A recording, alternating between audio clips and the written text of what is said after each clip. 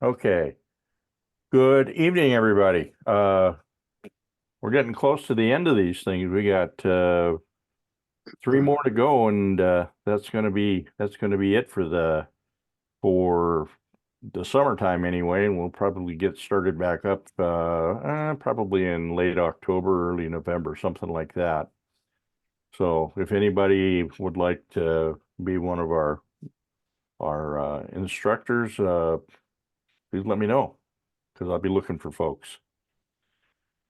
Anyway, I know the invitation that went out to everybody said it was going to be Tim O'Neill from Norvice. Unfortunately, at 5 o'clock yesterday afternoon, I got an email from Tim that says, I can't be there. And apparently he had to go out of town at the last moment. So Dutch gave me some clues who to call, and I decided to call Al, and Al, as always, he's there. He's always there for us. So Al's going to be doing the session tonight, and I'm sure y'all know Al, but I'm just going to throw this little bio at you that he sent me a while back. And Al is from Boise, Idaho, where he enjoys life with his wife Gretchen. These two spend their time at the vise, behind the camera, at the keyboard, in the Zoom studio, and on the water. In their spare time, they enjoy spoiling their 4 grandkids. So they're also really good gardeners.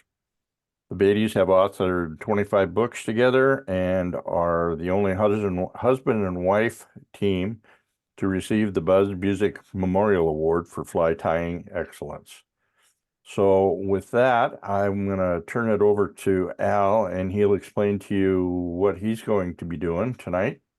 It's not going to be intruder flies, but he's got his own special idea here. So Al?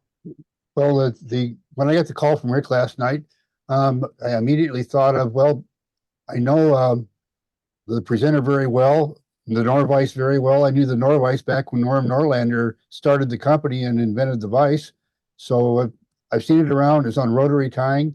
And I thought how appropriate that I do a rotary tying presentation, because it's also a very important part of our personal family. And we'll get to that in a minute. But what I'd like to do for recording purposes is I'm going to switch to that screen right there, so that I've got something to cut to in the recording that when we upload to YouTube. So I'll just pause for a moment and then get started.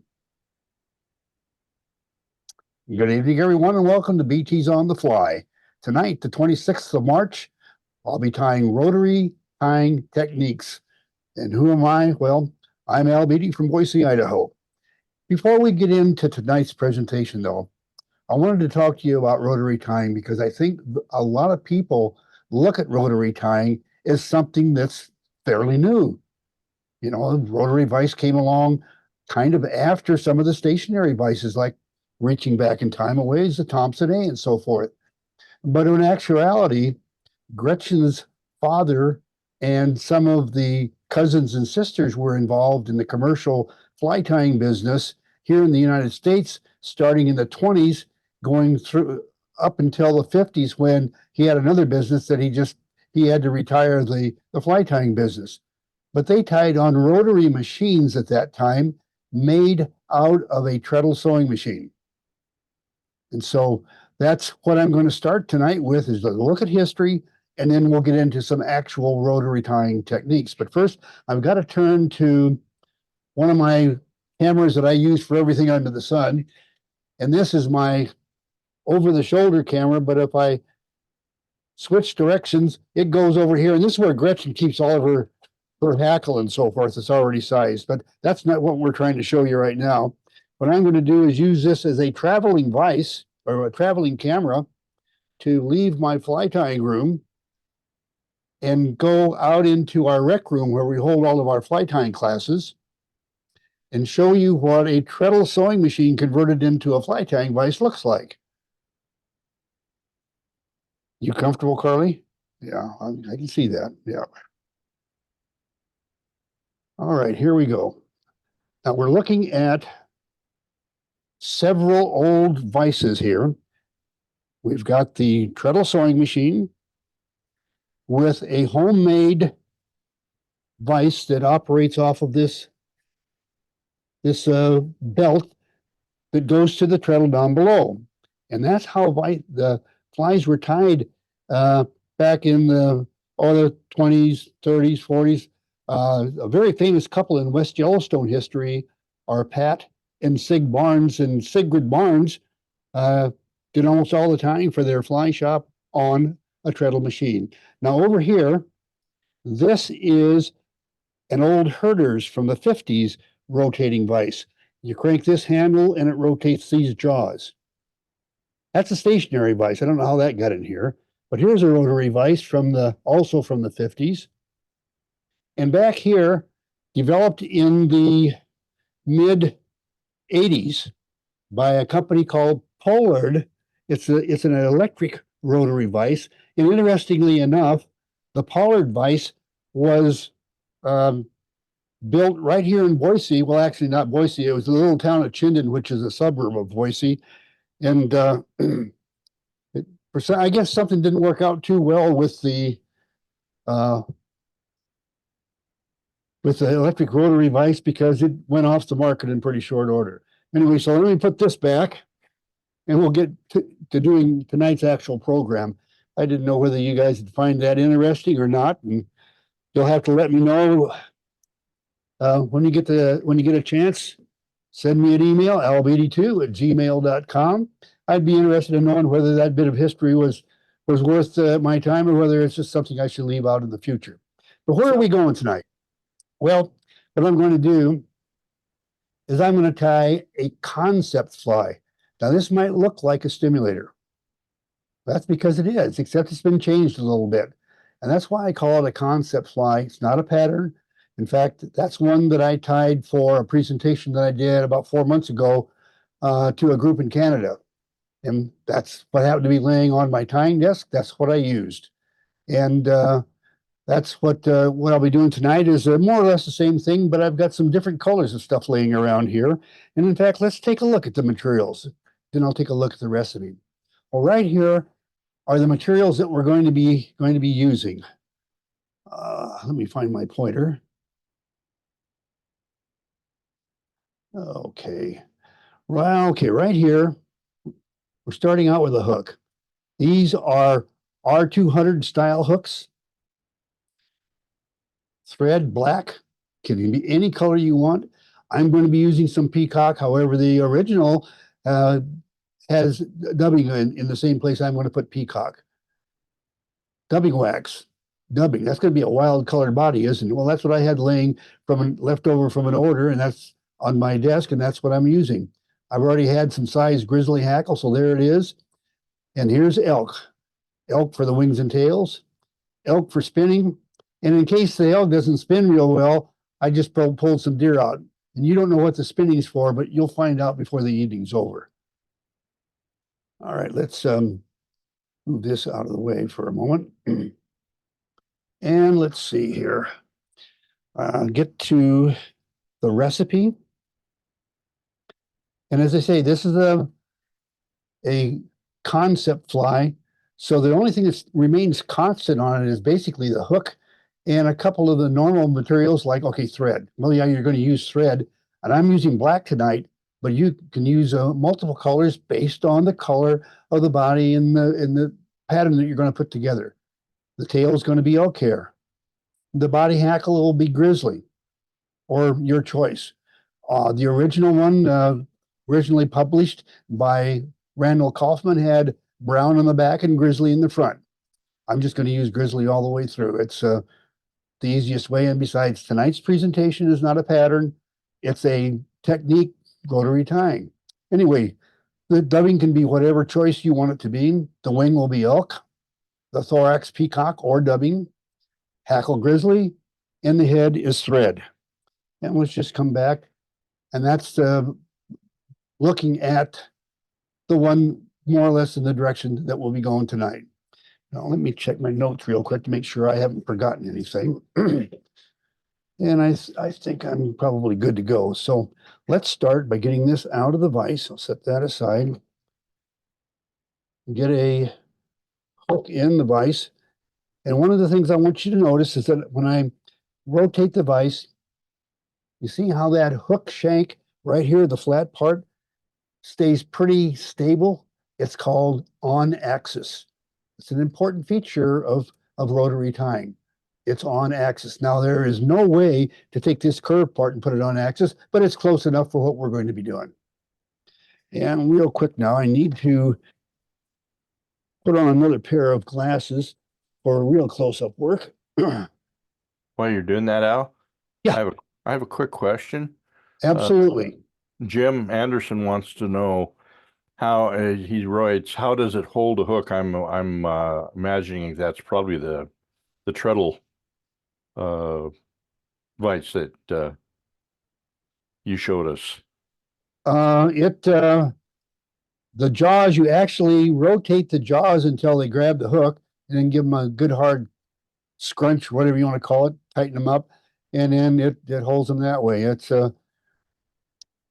Gretchen and I wrote a book on rotary tying techniques, I don't know, 10, 12 years ago. It was a while. And the first chapter was using that old vise.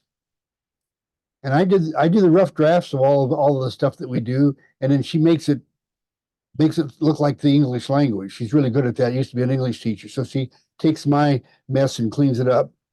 Well, it took me a year to write the first chapter, and I wrote the rest of the book, and the first chapter wasn't done because it was this vice that I couldn't do anything but I had this thing in my mind that I would have to tie the fly with the vice to actually write the chapter. It took me a year to learn how to tie with my feet, essentially. She's quite good at it, though, have to tell you.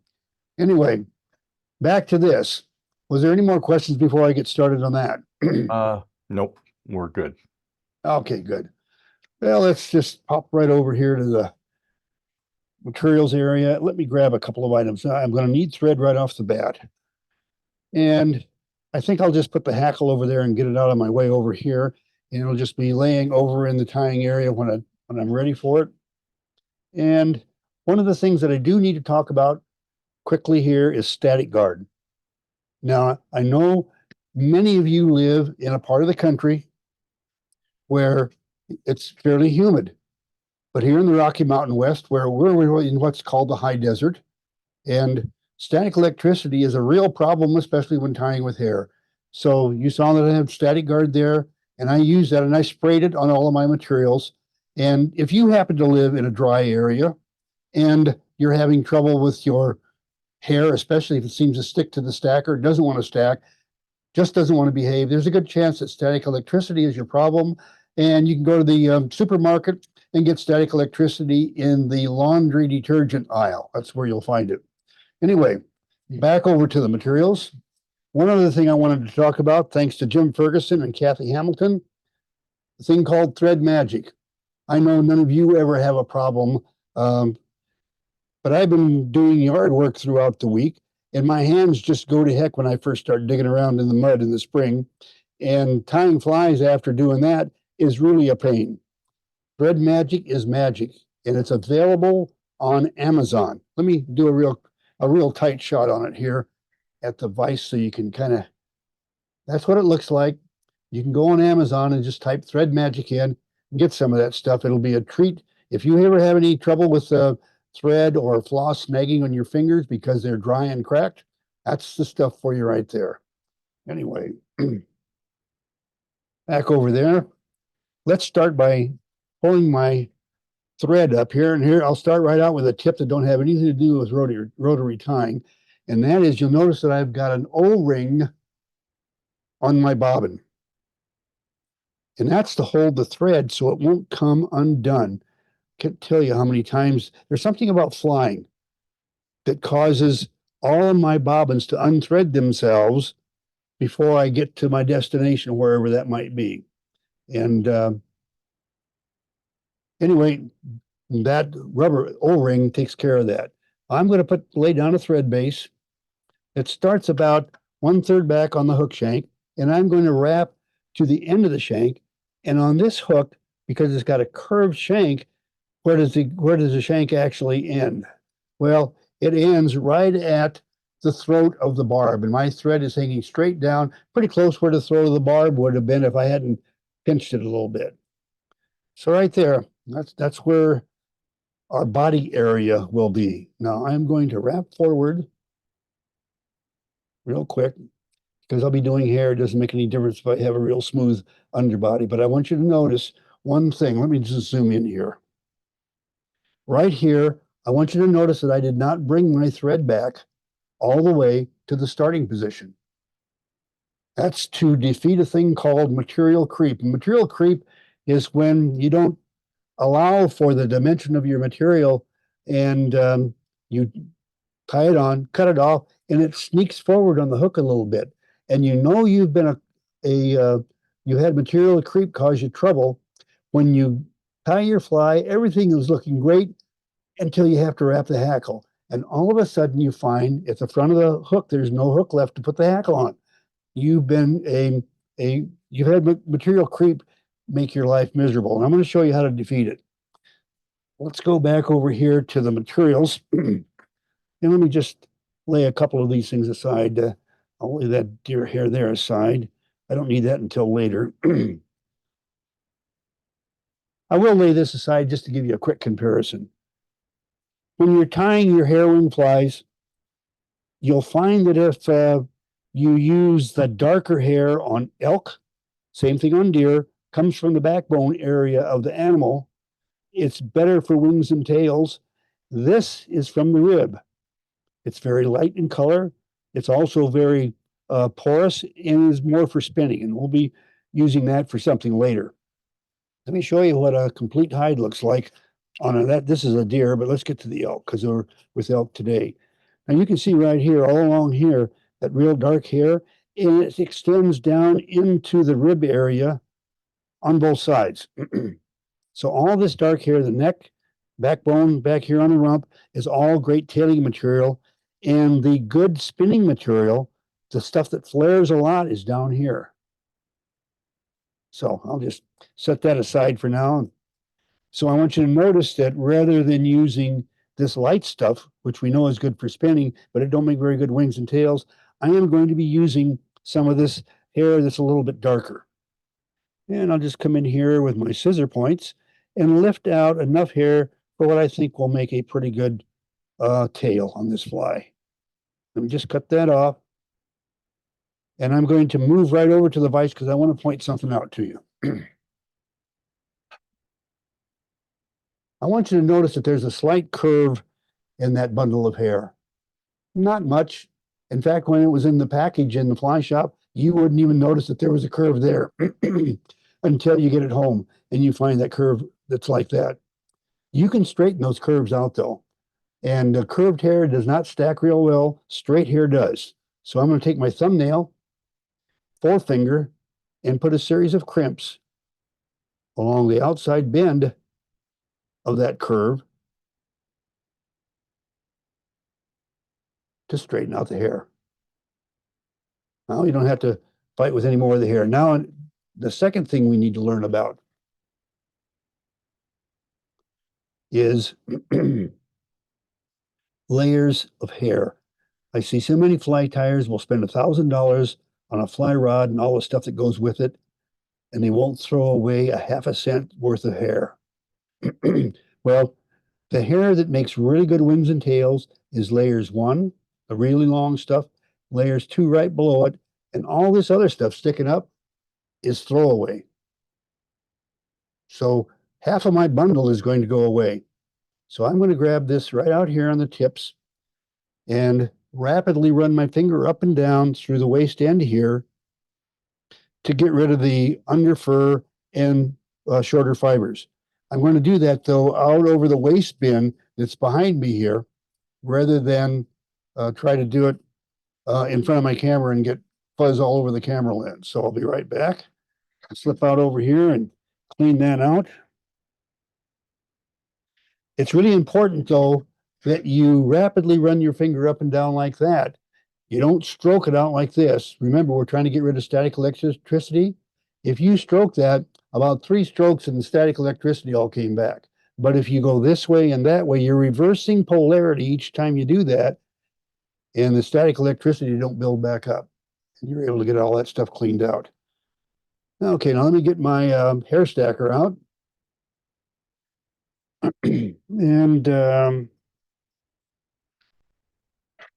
before somebody asks, this is a homemade hair stacker. I got 24 of them, love them dearly. They are not for sale. Every time somebody sees my hair stackers, they want to buy them. They're not for sale. All right. I've stacked the hair, and we've got a couple of problem fibers in there we're going to have to get rid of.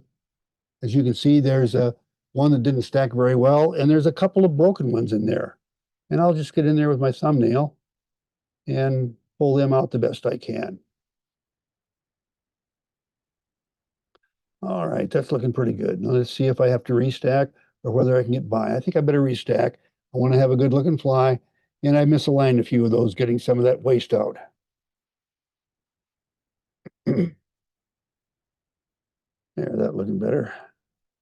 All right. Now, here's what hair flare or what material creep is. I am going to measure my tail for length, and I want the tail to be about the gap of the hook, give or take. And I want you to really watch carefully what happens. You see how that just flares up all over the place? That's the reason that that we're using this instead of something else that would flare back like that. Okay, let's continue wrapping towards the back of the hook, stopping at the end of the shank, or where we've identified the end of the shank to be at about the throat of the barb. And I want you to notice when we look, let's take a look up here real close. I want you to notice what's happened. I wrapped back to within 2 turns of my end of my thread application there, and the bulk of the material means I trim it exactly on the starting point. Had I not done that, I'd have the materials creeping forward on me, and eventually I'd have trouble. Now let's get back out here, and I'm going to take one of these hackles. We'll get the longest one I've got, just because it's easier to work with, and I'll set these others aside. And for those of you that don't know how to size hackle, I used this gauge right here. It's an old one from, kind of had it since, I don't know, the early 60s. No, the early 70s, not the 60s. I didn't have one then in the 60s. And what you do is you just take the material and you find out where does it come to the edge of the gauge. And that's a 12. And usually on stimulators, the hackle is about one size smaller than the hook, and I'm using a 10 right now. Now I'm going to put this right here on the bottom of the shank, and I want you to notice that I'm leaving a pretty good gap there of strip stem so that I don't cause my fiber. Here's what happens when you don't do that. Let me just tie it in real quick and show you. Okay, now when I get ready to wrap that, you see how all those fibers are sticking back like that? Well, if that's happening to you, the fix is very simple. Let's just pull that out now so that we have just a bare stem to make that first turn. And after that, the turns will all be in line. Okay, so let me bind that in place. And now you're asking yourself, this is supposed to be a rotary presentation. Don't worry, I'll get to it in just a moment. Let's get back over here to the materials. I'll grab my dubbing wax and the dubbing. The dubbing can be any color you want. I just happened to, the last order I was working on was this kind of reddish color, and that's what was laying here, so that's what we're using. I'll just get that opened up and get it pulled out of the packet real quick. Right. That. Get my wax out. Now, wax. I want to talk to you about wax. This wax is great stuff. When you take the lid off, I recommend that you turn it upside down and put it straight down on the desk in front of you. And why is that? because invariably what I'll end up doing is I'll take that doggone wax and I'll use it, set it down, and then I'll knock it into my waste bin. Trust me, when that stuff goes into the waste bin, you don't want to have to clean it up. It's a mess. Anyway, back to this. Now we're back to tying flies again. And let's just stroke some of this wax on the thread. Now I want you to notice that when I go back, I go straight down into that cap, putting it back on. So there you go. Set that back out of the way. Now let's just touch our dubbing to that sticky thread. It's called touch dubbing. Just one of the ways of putting dubbing on a thread. And in fact, that's what it looks right there. And I did not do anything to it at this stage except just touch it to the sticky thread. Okay, I'll set the dubbing down. And I'll twist in one direction, a clockwise direction, based on a little person standing on the hook shank looking down. So you're looking down, and when you're looking down, it'll be clockwise from that perspective. Okay, there we go. And then I'll start wrapping my body. And you notice that I'm starting at the front. Well, let's start at the front. And I still haven't used the rotary function yet. Wait a minute, I could use the rotary function to apply the material. In fact, I could speed the process up and check the opposite side of the fly by wrapping by hand and rotary tying at the same time. And that's what we're doing until we get right up here to where I have a good chance of snagging the hook. Now, I don't know about all of you. You'll have to decide this on your own. I find that I can avoid the hook point a lot better if it's up in front of me instead of down below. I don't know. It makes no sense, but that's what seems to work for me. Anyway, so I'm just going to go ahead and wrap back now into the bend of the hook there, into the end of the body. Now, now we're going to apply this hackle using rotary techniques. And I want you to notice that I am got the thread and the feather parallel. I'm going to grab them and work my way forward, thread and hackle going together until I get to the front spot. Then I have to drop my hackle and undo everything and tie it down, or I could do something different. Let me back up and show you. Okay, what I'm going to do now is I'm going to take my third finger on the left hand. Don't even think it now, and hold the thread. And then I'm going to hold the material, the hackle, with the other. And I'm just going to show you a fast and slick way to tie off your material. And there it's tied off. And how did I do that?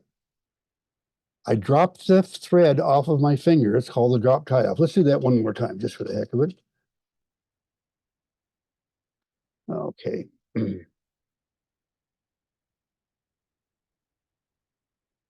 Now, we're going to hold these two together and coming forward. Now it's time to tie off. Notice that I dropped the bobbin and I just kept turning the hackle, and it's tied off with 2 turns of thread, just like that.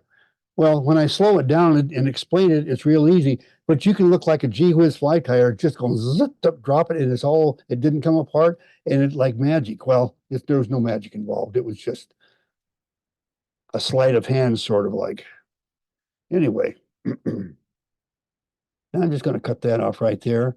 Doesn't really need to be, but I don't know. There's something about having it in the way that bugs me when I'm trying to do my wings. Let's get back over here now and get another bundle of this hair. And just like before, I'm going to have to straighten it out before I clean it and make it into a wing. Well, I'm going to do that right here. You won't be able to see quite as good as you did when I did the close-up, but you know what I'm doing. Right now, I'm straightening the bundle. Okay, that looks pretty good. I got a couple of wild ones that didn't straighten out real well. I'll get rid of them. grab a hold of it way out on the end. So I got 1 and 2, and I'm going to get rid of all the stuff from here to here, of the shorter in the trash. So I'll just pop over here to the waste bin and do that. Okay. And now we're back over here with the hair that's going to be our wing. And I've got a problem. I sprayed about an hour ago, getting ready for tonight's presentation. I sprayed everything down with Static Guard, and the furnace is running right now. And it's getting staticky again, and the hair is starting to stick to me. Let me give you another trick. This is a large spray bottle or spray can of Static Guard. You can't see that because around the outside, I have rubber banded in place a bounce pad that goes into your electric clothes dryer. And the purpose of the bounce pad is to get rid of static electricity. Well, the hair is starting to stick to my hands and causing me trouble right now. So all I have to do is just grab that thing just like that. And now my hands will be good and I can get back to tying flies. So let's stack this hair.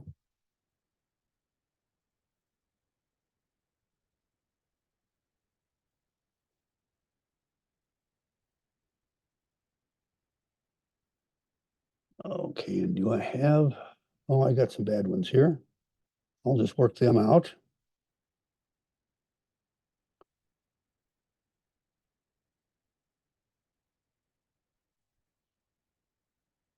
Okay, and I misaligned them a bit, so I'll restack them.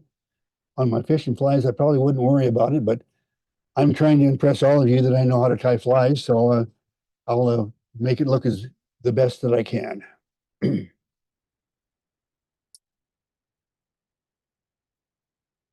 Now we'll set this in place.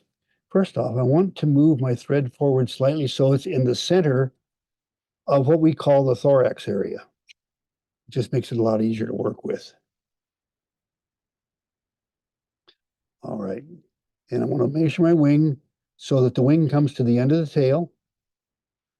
And I'll show you a trick that has nothing to do with rotary tying.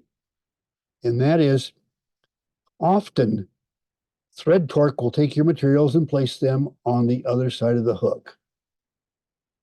Like that's happening right there. It's just rolling over there. It's, oh, rats. And it's going to end up on the bottom of the hook and all kinds of things that are just drive you nuts. Well, let me show you a way to counteract that. And that's just taking a loop of thread around the bundle before we put it right down on the hook shank.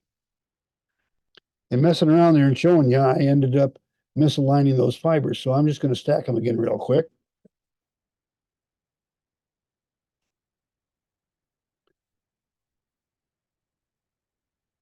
All right. Now to the end of the tail. And I want you to notice that the bundle of hair is not down on the shank. That's because I'm going to take that thread torque that drives everybody crazy and just take its wind out of the sails. Now that I got a loop around that bundle, I'll bring it down to the hook shank and bind it in place, and it can't do anything but stay on top.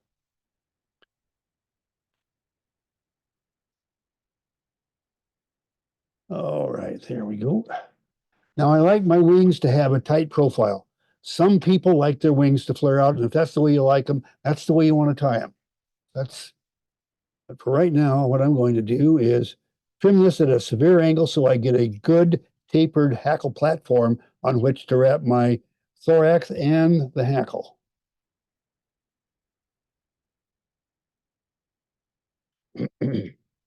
Now, before I go into the next part, which is the thorax and wrapping hackle, just see if there's any questions out there from all of you all. Looks like I can go back to work. I've got nothing. Okay, great. That means I've either put everybody, I probably put everybody to sleep. That's what it is. I know. Not me. Okay. Let's get over here now to the materials area. And this is the small area on a hook that I'm going to cover. So I think one strand of peacock herl will do just fine. And I'm going to break the rules just a little bit. But I wanted to show you something else here. I'm going to tie this on at the front. And I'm going to just take a few turns around that thread. And now we're just going to start applying our peacock, starting at the front, going to the back.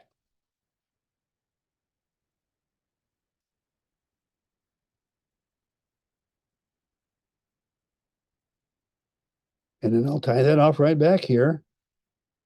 But I want you to notice is that so far, we don't have anything up here as trash, what I call trash in the head. That last little bit of stuff that's almost impossible to cover up and takes a good looking fly and messes it up because it's got a big lopsided head after you try to cover it up with turns of thread. It's happens to everybody. Doesn't make any difference how long you've been tying, it happens. Now I'm going to wrap back forward with my thread only through that peacock. What I'm doing now is actually bulletproofing that peacock. Okay, and I'll just grab my half hitch tool and throw a half hitch in there. Now we're going to get into another rotary feature that it's a mistake that I often see, but I'm going to help you with it. Let's go to the offside here. I'm going to bring my bobbin rest around.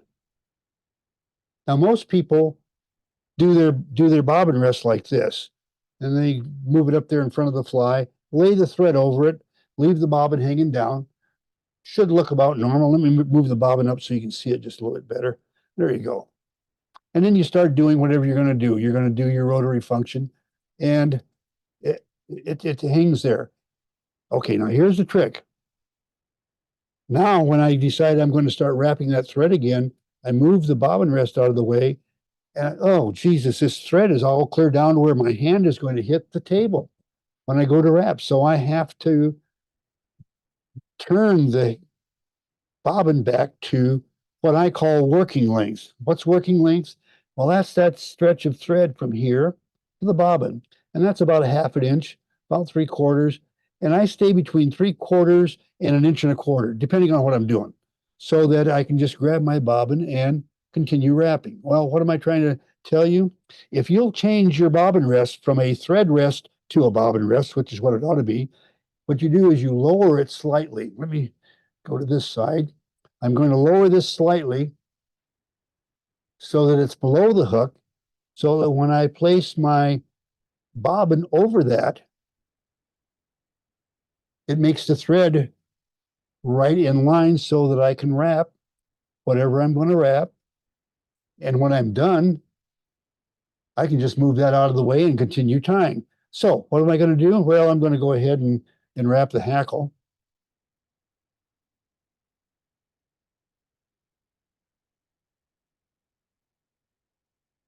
There we go. And I'll stop right there. Now this is where it's so much easier with the keeping the working lengths all the time without having to turn the bobbin up, because all I have to do now is tie off my hackle. Now let me move this bobbin rest out of the way.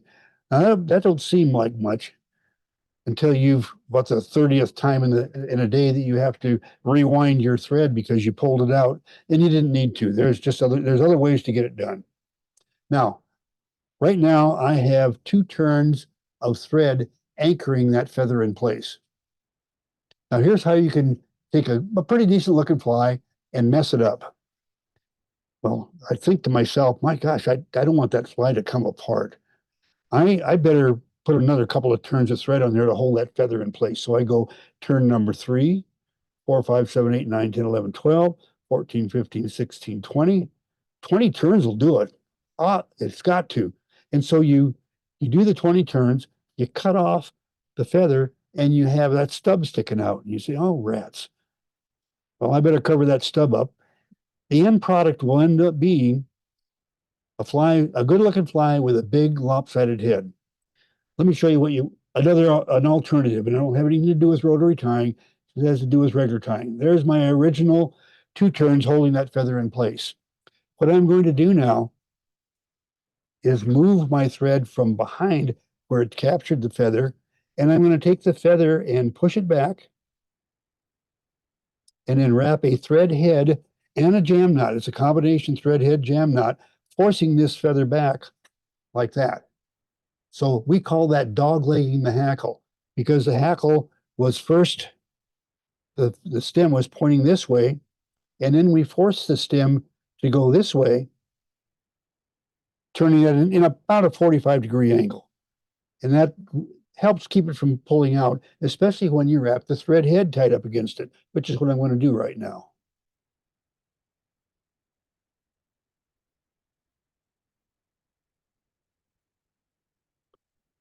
And see, each turn of thread goes further back, further back, further back, building a head.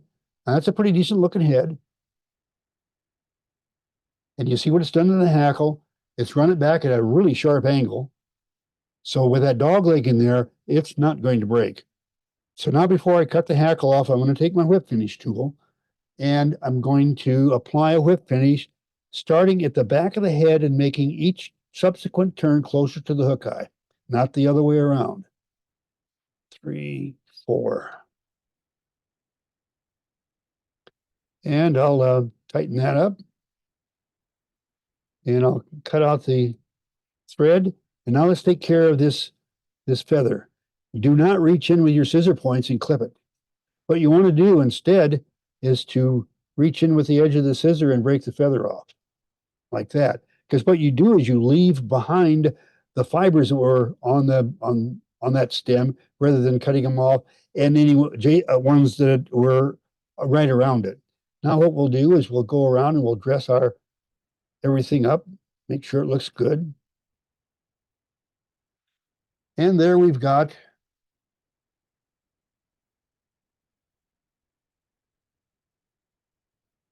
a fly that you can see from several directions. It's a pretty decent looking fly.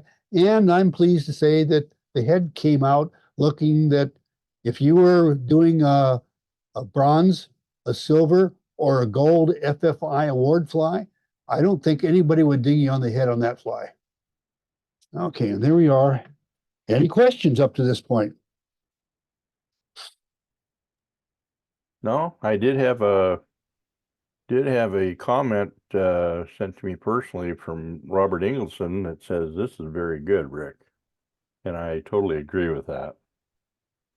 Well, good. All I'm trying to do is just share with you a few tips that I've picked up, and Gretchen. I mean, we picked them up together in a lot of years at the Vice, and there are some of these things sound so simple that you'd say, well, why didn't we think of that? Well, the truth of the matter is, as an example, dog-legging the hackle.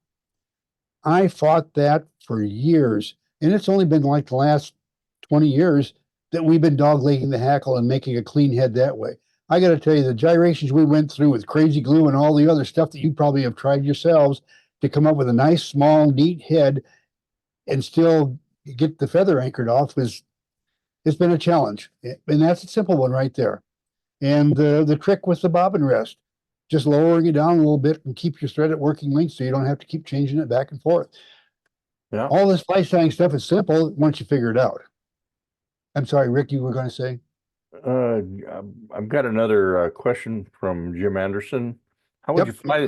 How would you fish that fly? I'm a bit unorthodox when I fish any fly. It's a dry fly. In the water. Jim, that's the short answer. The longer answer, Jim, is going to be, there's the stream. I'm in the stream and it's coming from in this direction. So it originates up there. So I'm going to quarter upstream, throw a couple of mins so that I can get a good drift and let it come past me. And when most fly fishers would pick it up and then try to put it right back up there and do another drift, not me. I'm going to throw a couple of loops at it and let it swing down. And I'm going to wet fly swing it until it drops below me. Then I'm going to take and pull out about another foot and a half of slack and all of a sudden just let it go right downstream. I cannot tell you how many fish I have caught. It comes and swings, it holds downstream. And when I throw that a foot of line and it's slack line and it just drops straight downstream, bam, you're into a fish. And if you're not, then make your cast, cross the shoulder, back around, and up there and just do the whole thing all over again. And if you've got your fly pretty well, I'm sorry? Isn't that called the Liza ring lift? I don't know. The Liza ring lift has to do with stuff that's under the water, and Jim, I don't know. Well, it's the same thing because I do the same thing you just described with a dry fly Mhm. or a emerger or even a tied down caddis. It's below where you rip out about 6 feet and just let it, and it starts to sink down below. And then as it lifts up, those Yep. fish hit it. Yep, absolutely. It's A well, it's good just one of those things, you know, and it's like a lot of stuff you learn at the vise on the water, things by accident. The biggest fish, river fish of my life, I had the rod up under my armpit. The fly is hanging downstream, and I'm trying to light a cigarette when the fish hits. Well, and I'm on the Kootenai River, and if anybody that knows the Kootenai River, the son of a gun can be a bit difficult to wade up and down. You have Yep. to be careful. And I was young then. I mean, so it wasn't that big of a problem, but still I had to be careful. So anyhow, I finally landed this fish. It was a 28-inch rainbow caught out of the Kootenai River. It's the biggest river fish I've ever caught. I mean, I've caught steelhead and other things, but I'm talking about a river fish. That was a good one. And it was all done it was on a Renegade. And you got to tuck it under your arm though the right way, or you'll lose the fish. So, and I'm being a wise guy on that. But any other questions before we move on? Thank you very much, Al. Got a comment from Joseph Rendell. Says, I'll say what everybody's thinking. Al's videography, teaching style, and thoughtful content are excellent. Thank you. I totally I appreciate that one. I'm constantly working on that, and it's just like our writing. My Gretchen was a college professor type, and I was a construction lineman cable splicer for the phone company. You can imagine who knows where to put a verb in a sentence. I do now, but I had to be trained. So anyhow, let's see any other questions before I go on to the next part of the presentation? Just Pat Reeves says he agrees with what Joseph had to say. So Okay, that's all I've got. thank you. Appreciate that. And another name for that middle finger is the long finger. Thank you, Jim. I needed something because I have tried everything under the sun. I tried using a little finger. It's got to be the long finger. Thank you, Jim. It's got to be the long finger, and to hold that thread just right for that drop tie off. Anyway, where was it? Jim just got me all screwed up here. I'll mute myself. Yeah, thank you, Jim. That's very much appreciated. I probably should mute myself for the next few seconds here as well. Okay, we're moving into something again. Remember, I'm going to tie a fly, but it's a concept. It is a method of tying. I know many of you are probably very accomplished at spinning hair. Then maybe some of you are not as accomplished at spinning hair. I am going to show you how to use your rotary vise to always spin the hair perfect every time. And the fly that I'm going to tie will be a Goddard caddis, somewhat modified. And I am going to move over to the vise right now. Set this fly aside. And as you can see, now these flies, both concept flies. Whoops. Let me get a hold of it right here. There we go. They're both concept flies. Just a few different materials. Get my thumb out of the way. Changes everything. That will appear to the fish. Look how much darker one is than the other. Those are all important things based on the water clarity and how bright the sun is and all that stuff. But set that aside. Let's don't get way late on that. Let's get over here. And now I'm just going to put a long shank hook in the vise and make certain that I'm on axis. Well, better straighten that up a little bit. Okay, on axis meaning that it pretty much in line. All right. And I'm going to show you how to use the rotary function to tie to wrap spin thread. I'll get it right here in a minute, guys. To spin hair. Let's get over here to materials. Now I'm going to use some of the really light colored elk because it's light spins and dark wings and tails. That's the easiest way to explain it. It's a lot more complicated than that, but for the purposes of this demonstration, that's good enough. I'm just going to get a bundle out here. I don't need to worry about whether it's curved or whether I'm using layers 1, 2, 3, or 4. All I have to do is get rid of the fuzz that's right there. And so I am going to pop out over my waste bin and get rid of that fuzz. You can see that what I'm doing, holding that up, get rid of the fuzz, come out over the trash bin that's right here behind me.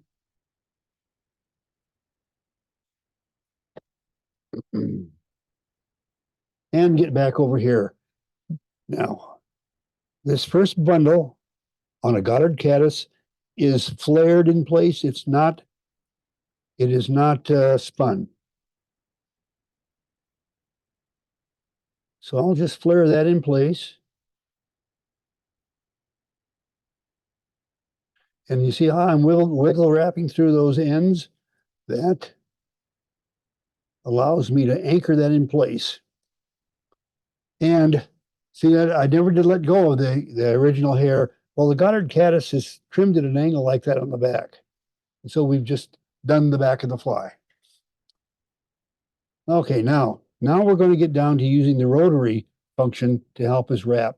First off, I want you to notice that I did not leave my thread tied up against the previously wrapped thread.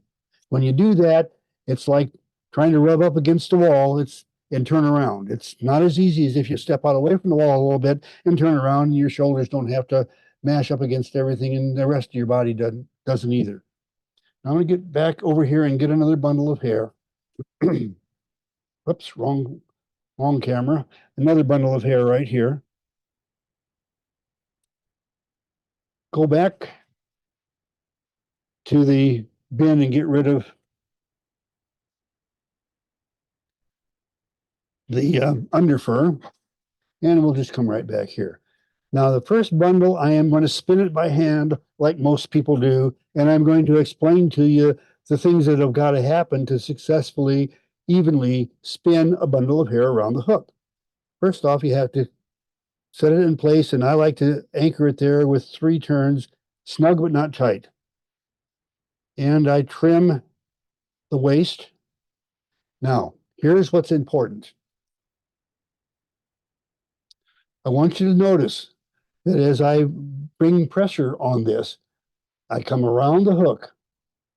I keep even pressure all the way around that hook, gradually increasing that pressure, and that's what causes the hair to spin.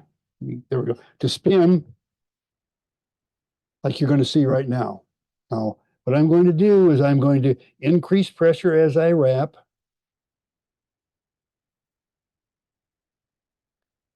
And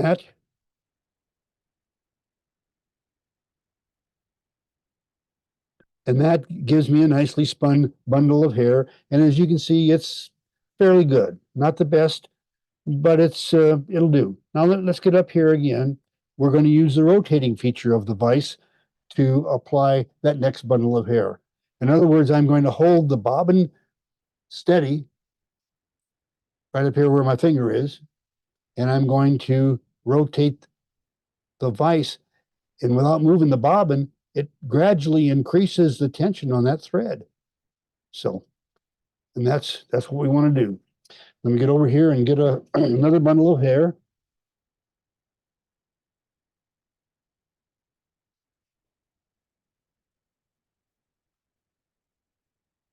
And we're back to getting rid of the trash out over the waste bin.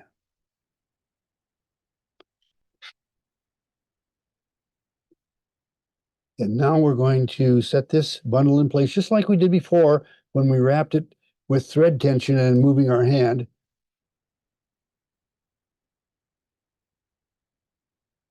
Okay, 3 turns, trim.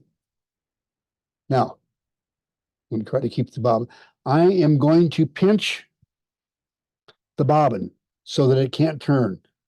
Won't let the spool of thread turn. So as I turn the bobbin, or as I turn the vise and the bobbin is stationary, it will gradually increase the tension on the thread until it makes the hair spin.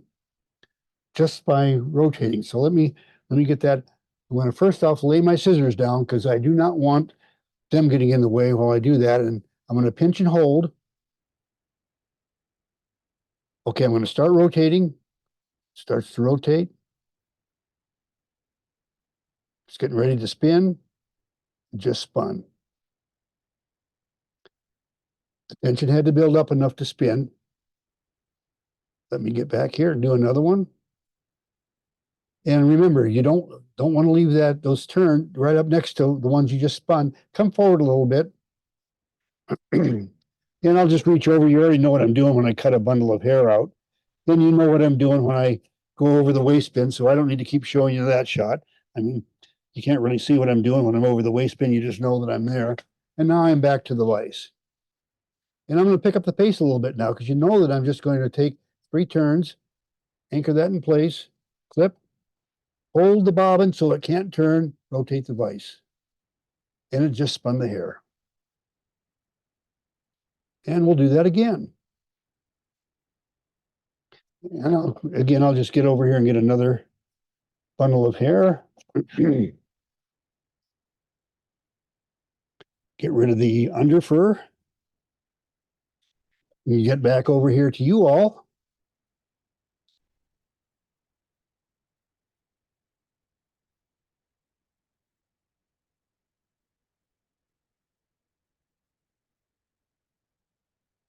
And it about 3 turns and it gets tight enough that it has to spin. And because there's an even and consistent pressure on that thread, it will distribute the hair evenly around the hook. The reason when you hand spin your hair that one side has got more than the other side is because even though you don't think you do it, your hand actually kind of jiggles as it goes around the hook, and there's more tension in some spots in that journey around the hook than there is in other spots, and that's what causes the misaligned hair. But anyway, back over to the vise. So now we're at a point where, well, I think I need one more bundle of hair before I trim the body. So I'll just work my way forward. And you know what? I just for the fun of it, I'm going to put some deer hair on there. See how that works.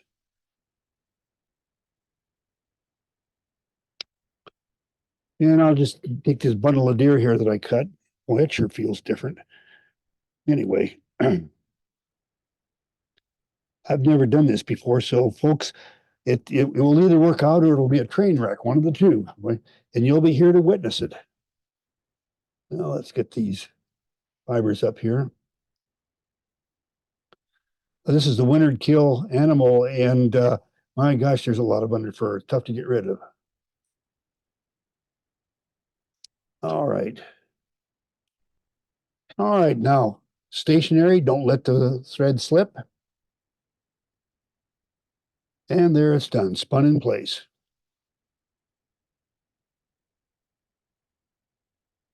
Now I'm going to just take and throw a quick whip finish on there.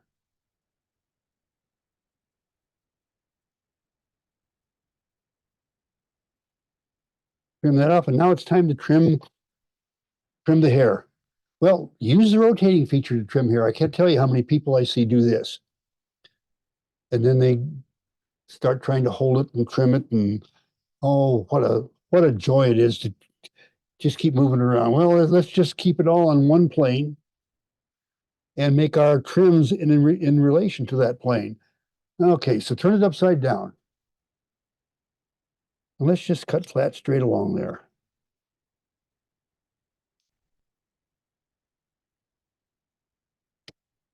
By the way, a good thing to do is you do this just before house cleaning day, because after you've done several dozen of these for your fly boxes, you're going to find that the house is a mess.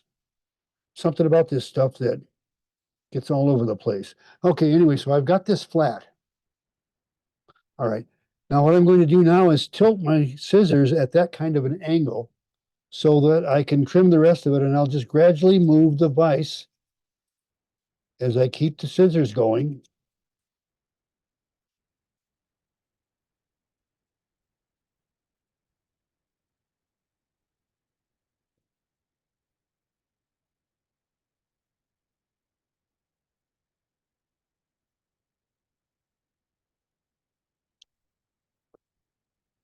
And there's the Goddard caddis body. We should trim those right there about, there we go. And let's put the thread back on.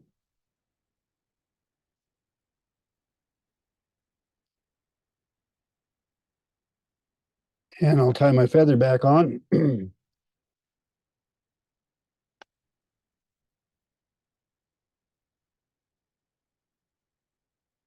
Now, what often happens with this particular fly, because it's a fly destined for some really rough water, the customer, fly shop or regular customer, will request a heavily placed hackle, a heavy hackle, not just a standard one or two passes. So take your thread and your feather and hold them together and wrap to the front. Okay, let's wrap to the back. And let's go back to the front. Now we get a nicely heavy hackle tied off with 2 turns. Does anybody know what comes next? It's a dog leg. We're going to dog leg the hackle.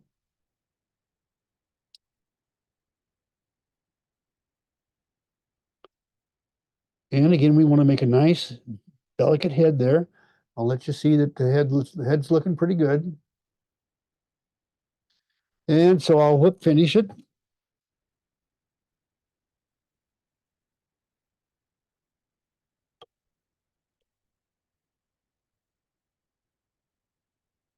Okay.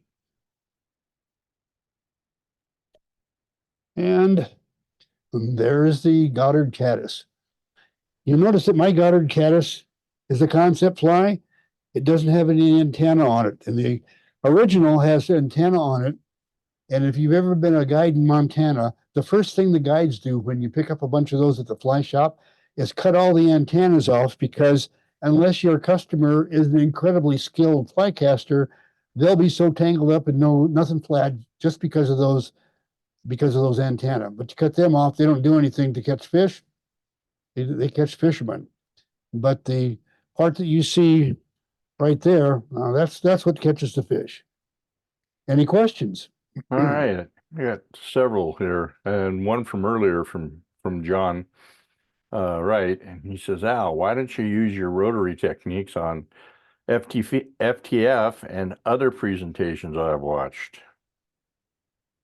John, I tied professionally rotary presentations for 30 years, but I've been at this 65 years, and you know what?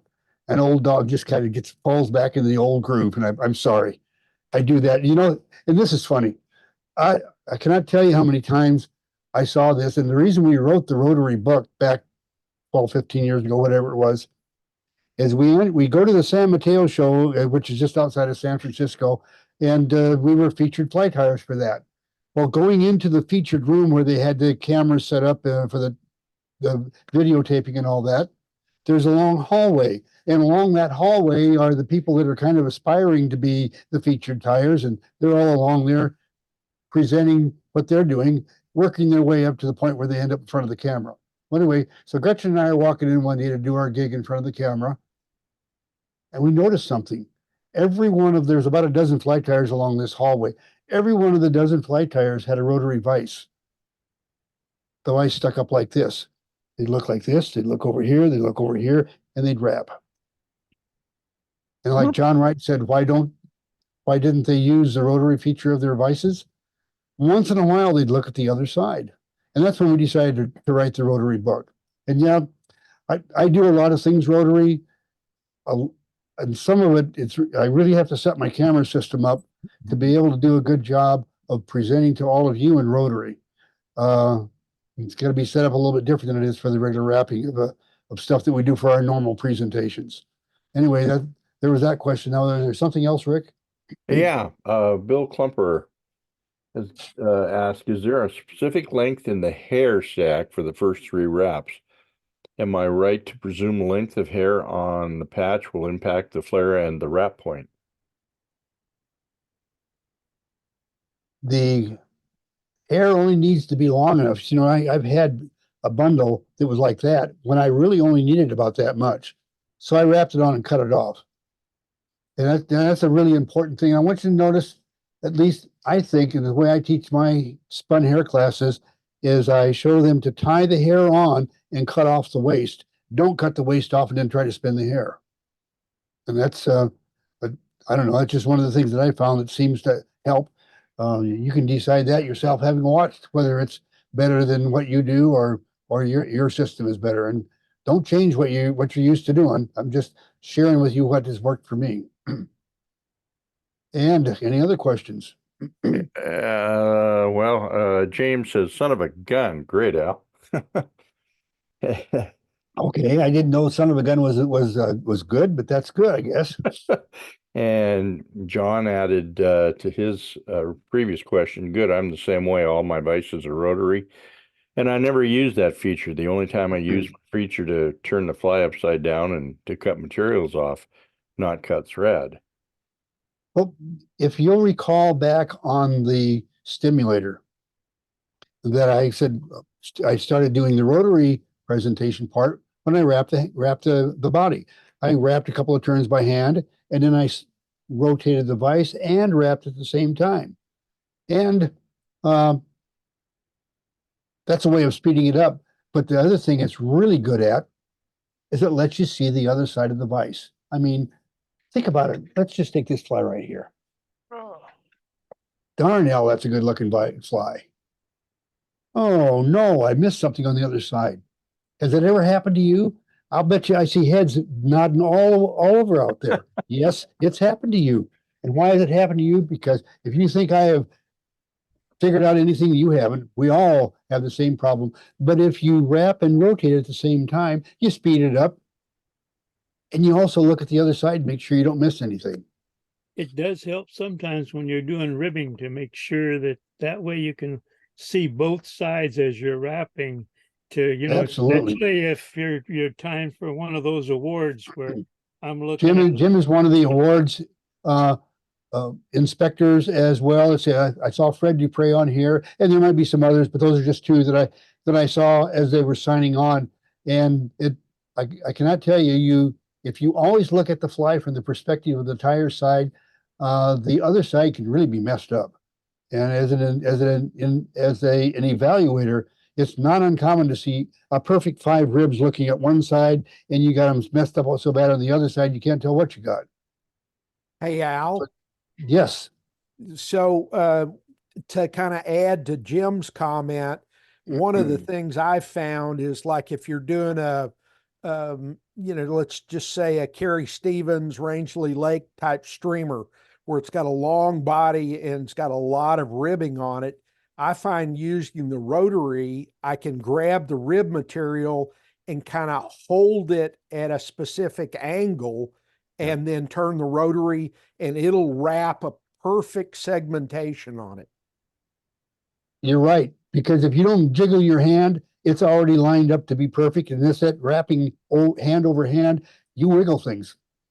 And you very nailed it right there. Yeah, I've got several vices all the way down to a Herder's 1951 vice. But I use Norvise exclusively for most things. And I learned right away when I started using it 10 years ago that if you don't utilize it, you get in trouble quick. And what really cemented that in place is when I started tying flies for the bronze award. And that it's perfect for that because you can really keep an eyeball on what you're doing. Yeah. But I learned, I never thought about spinning deer hair with the rotary. And kept. I've spun a lot of deer hair using my Norvise. I've got one. I got 2 of them here. I have one for each of us, and I got to tell you, it's just slicker than a whistle. Oh yeah, I'm going to start that. Because you just give it a spin, and then when you use the Norvise, you spin. And when you let go, it'll unwind unless you relax your hand, the other hand, a little bit holding the thread. So you give it a spin, let it spin, and then you stop everything, and otherwise it'll freewheel on you. Yep, exactly. Okay, let's see. I've got some more stuff here. First of all, Bob Ferreira, first time with this group, really enjoyed, definitely got some tips. Thank you, Bob. Alan Curie, I'm sorry, I'm going to blow that name forever and ever and ever. And I apologize right up front. I really like seeing your iPad or laptop show us the older foot-powered devices in the other rooms. Great presentation as always. Thank you. I appreciate knowing that. The other thing that hey, I'll ask you guys all this. You can help me with this right now. Let's see. I need to do some adjustments here. Al, I was at a meeting this past weekend and ran into a fellow who said, pass on to you. He was in a museum and saw the rotary vise in a museum and took some pictures of it. And he wanted me to tell you and Gretchen how much he enjoyed seeing that vise in the museum. Do you know what museum that was? No, but you know what? I can sure find out for you.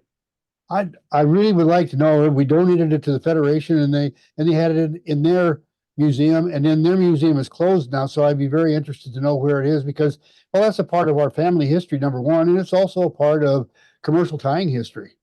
Absolutely. Audrey Joy used to use one of those.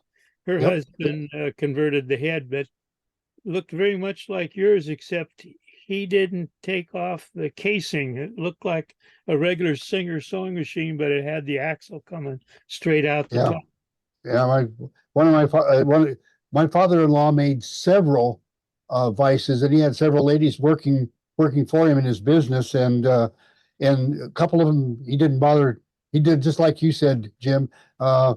Left most of the regular sewing machine there, and just the rotating part was used. Diana Kane asked, can you show a brief rib wrapping? My ribs don't turn out. Where to go? Don't turn out straight. Okay, yeah. I'll just take this out of the vise, and get this out here.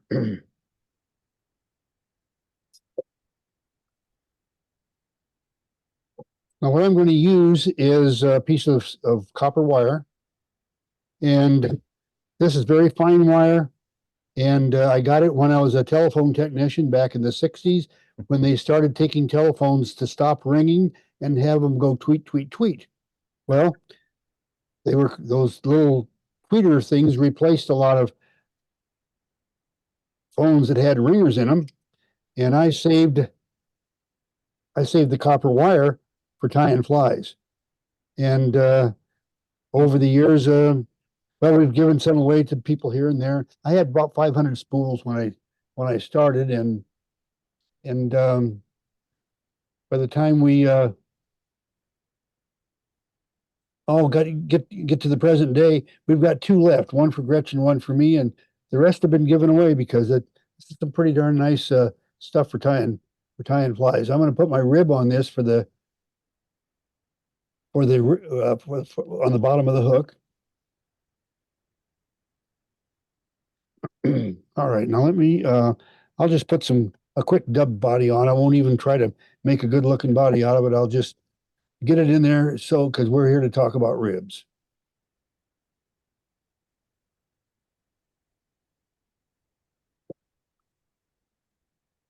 Whoops, sorry for bumping the camera there, folks.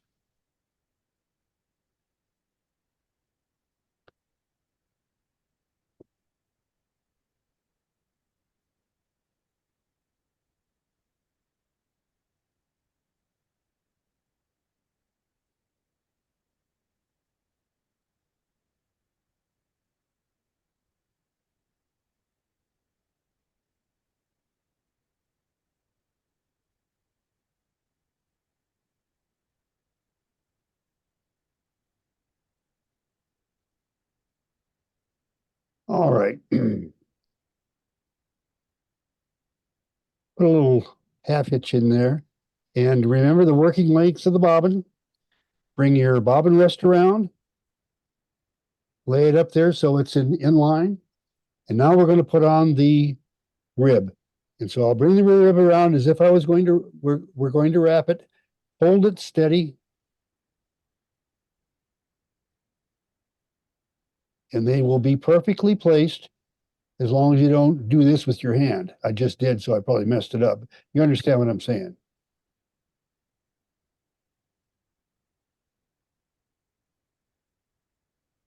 And then you just go ahead and tie your rib off. And I don't know, let's take a look and see here if you can see in amongst that dubbing or not. Yeah, that's a pretty clean rib application, evenly spaced. If I wanted a certain number, I would adjust the angle that I hold the material at. Yeah, Al? Yeah. Yeah, quite often you'll see Atlantics as well as a lot of trout patterns call for 5 ribs. And people wonder why. Well, when you have 5 ribs, the middle rib or the third rib goes right in the middle of the body. And the human eye has a real good ability to if you put a line out or put 2 dots, it's surprising how accurately you can just take a pencil and hit the midpoint. And so that shortens up trying to figure out how far apart to put the ribs. You just look at that midpoint of that body, and that's where that third rib is going to cross at the top. Yep, for sure, for sure. That's a good tip. David Buckner's got a question which I missed, and I'll go back to it. It says on the Pollard electric rotary vise, how do you control the rotation speed, foot pedal or other control? There is I'll go bring it in here. I don't think I've got it plugged in. Just a minute.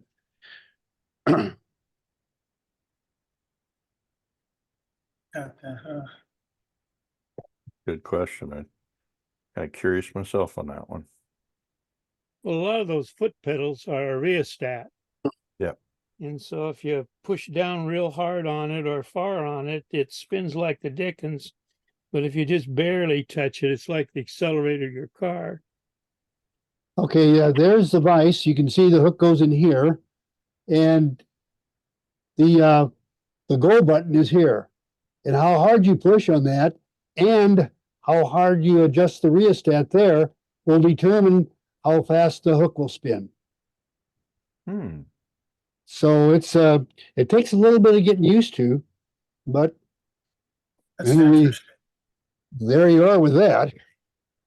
And that's heavy enough to sit on a table without clamping it down or anything? It's I don't know, 10, 12 pounds. It's not a lot. But what I do is, well, you see you've got a spot here. You can easily set it on an edge of a table and use a C-clamp or something on it. Okay. And that's a manual wheel on the other side, Al? This wheel right here, you use that to move stuff as you wish, but then you push the red button and this button adjusts the speed. What vintage is that again? What? I'm sorry, I don't understand the question. What is The what? vintage? Vintage. How old is that? What year? This was, I found the first advertisement for it in the Federation magazine back in '87. And I think they were out of business by '89. It's just one of those things that didn't take off. And it's manufactured by Pollard Enterprises, P.O. Box 4915, Boise, Idaho. Oh, anyway, it just didn't make it. And when we wrote the book, we were told about this by a lady that had tied in one of the rotary tying factories that was in the valley here. And she had said that so we went looking for one, and it took me about a month to find one on eBay. Okay. Lots of great presentations, and thank you. Okay, I'm going to remove the spotlight so we can all just chat. I've read your book and you did a real good job. Oh, thank you. Gretchen did a good job of cleaning up my prose, I know. So,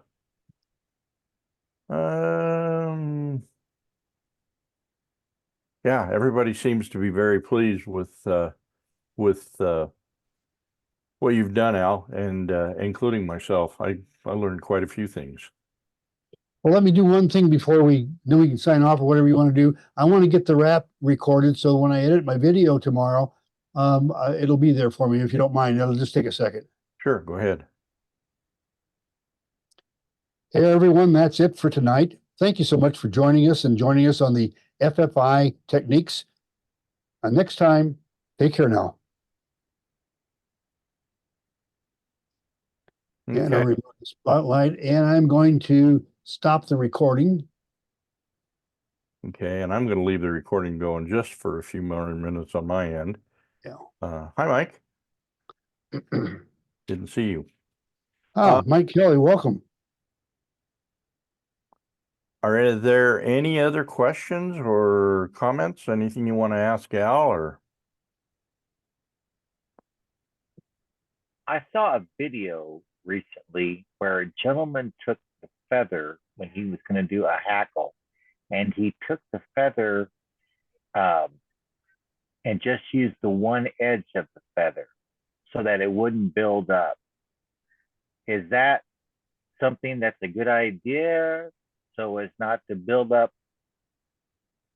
or is that not necessary? I'm gonna give you a wise guy answer. Yes, no, maybe. Now let me explain. If you are tying Catskill style, extremely sparse flies, then you're going to probably want to strip some of those fibers off like you talked about. Okay. The other side of the coin, if you want a heavily hackle fly for Western waters, you don't want to do that. But you might want to in some places. In fact, I'll take this real quick. I'll go back and I'll show you one place where you might want to change it just a little bit. Let me spotlight this for a minute. We're not recording anything, so it don't make any difference. And let me just put my thread back on here. I'll make a pretend tag. I'll have a black tag. No fly has ever had a black tag before that I know about. Okay, Hey, now. Al, we Yeah. just lost you. Somebody took over the screen, so you're no longer spotlighted. Yeah, Oh. Diane Kane's got her whiteboard started. Diane, you're showing everybody your whiteboard. If you can stop your whiteboard.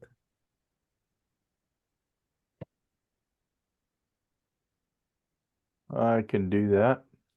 There we go. I just learned. Okay, I'm back. Okay. You're back. You're back. Okay, good. Well, okay, I've stripped my hackle on one side. Now I want to show you something that happens. And I'll just go ahead and tie this down. And remember, I left a little bit of bare stem there. Now, I'm going to start to wrap.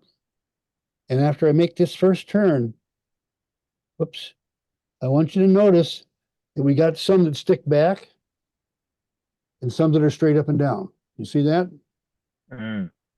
Okay, now I'm going to show you how to do both. And when I said both, you thought I was probably song and dancing you.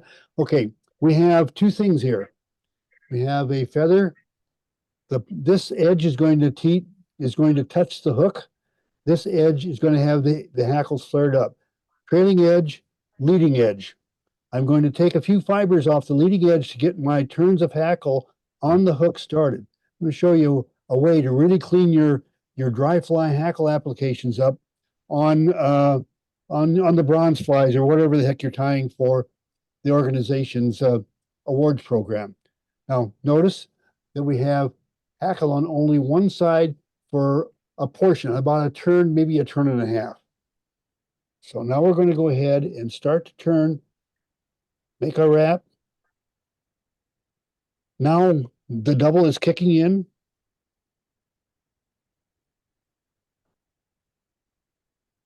I should have grabbed a longer hackle. And what you end up with is a good clean start to your hackle. Right here. You sure do. And all it is just a matter of stripping off a little bit of the hackle. Okay, remove the spotlight.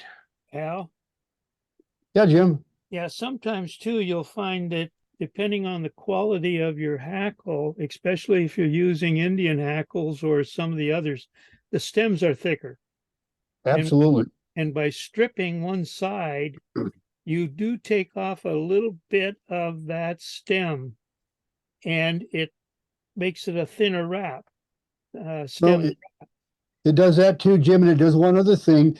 There is a certain strength in that little fiber that holds those barbules on the hook on each side, and when you strip it off of one side, it softens up the quill just slightly. Yeah. Hey, Al, I've seen some people talk about using scissors to cut the fibers off of one side, leaving some of the fibers in place so that they act like anchors as you tie the thread in. What are your thoughts on that? It has merit. I don't do it. I find that if I use a good tight thread wrap, I don't have a problem with it slipping, but that doesn't mean that I don't. I'd have to see the person that's doing that and why they're doing it. And if Jim does it, Well, Jim does it. I do it when you want to mount jungle cock or sometimes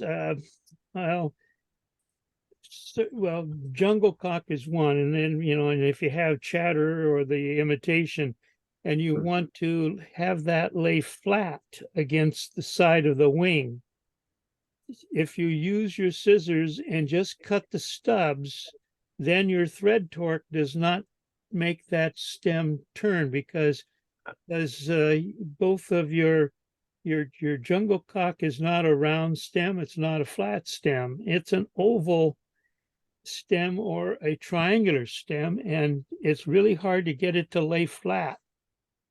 But by leaving those little stubs, when you try to go around with your thread, those little stubs keep that feather from rotating with it. Yeah, That's they the only time I use it for provide outriggers. yeah. Yeah. Yeah. Okay. Yep, I do the same for that, but for wrapped dry fly hackle, I strip it down to the stem, Yeah. so I that's get a what good do clean too. start. All right. Anything else before we call it a wrap? Okay. Our next session is the 9th of April. And Alan, if you don't mind, I'm going to spotlight you for just a second. There we go. And if you could just give us a brief overview of what you're going to be doing for us.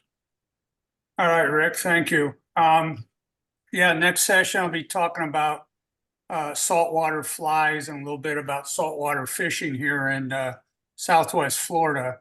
And basically, it being such a broad topic, going to narrow it down to my area of experience the last 20 plus years, and basically inshore, none of the offshore big game flies or some of this stuff down in other areas of the country, but focus on the three main fish: the snook, redfish, and tarpon that we have here, and probably a fly that I use and feel very confident in for each of those three species.